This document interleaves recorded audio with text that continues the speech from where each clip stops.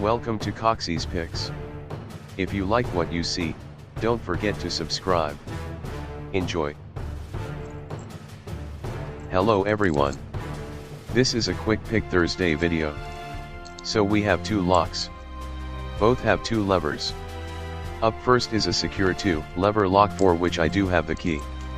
My tension tool is a cut down cabinet key.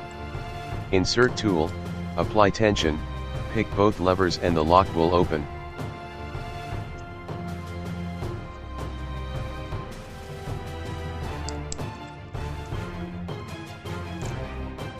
So on to the bonus lock.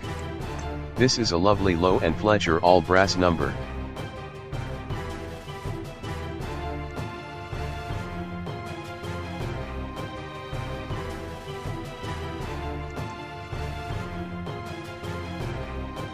I wish I had a key for this, however, same technique. Insert tool and pick away.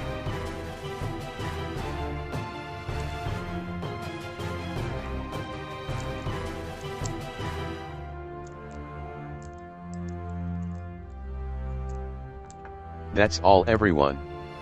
Stay safe and I will see you all on the next video.